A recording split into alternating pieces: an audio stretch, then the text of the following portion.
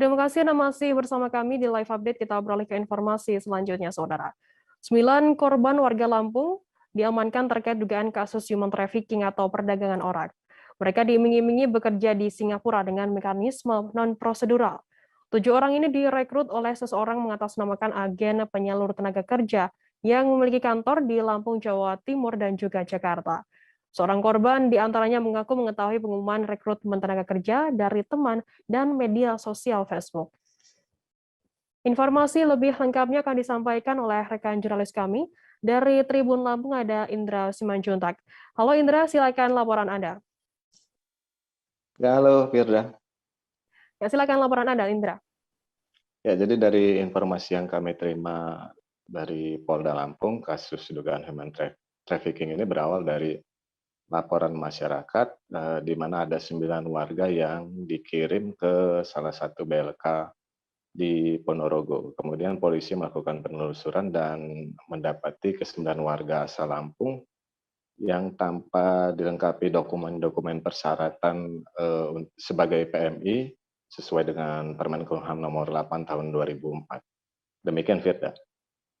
Ya, kemudian bagaimana pengakuan dari salah satu korban sendiri untuk terkait adanya kasus human trafficking ini?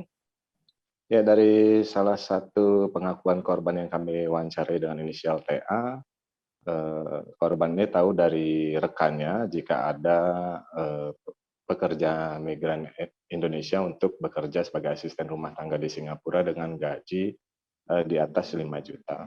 Jadi korban ini baru pertama kali akan berangkat ke luar negeri sebagai PMI, jadi tidak mengetahui bagaimana tata cara yang tepat atau yang benar sesuai dengan peraturan pemerintah atau undang-undang yang berlaku untuk menjadi pekerja migran Indonesia. Jadi dia hanya mengikuti dari salah satu perekrut atas nama S yang saat ini masih dicari pihak berwenang, syarat-syarat yang harus diikuti.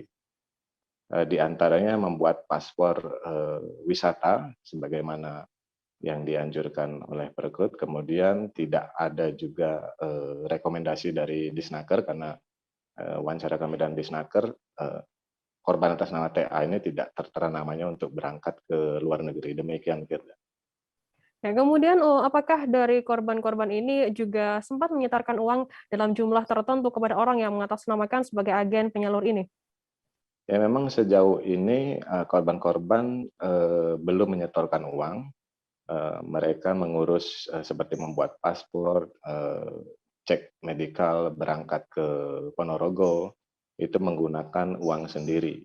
Jadi sampai dengan saat ini korban mengatakan kepada kami tidak mengetahui apakah ini ditipu atau bagaimana karena mereka belum menyetorkan sejumlah uang. Demikian, Firda.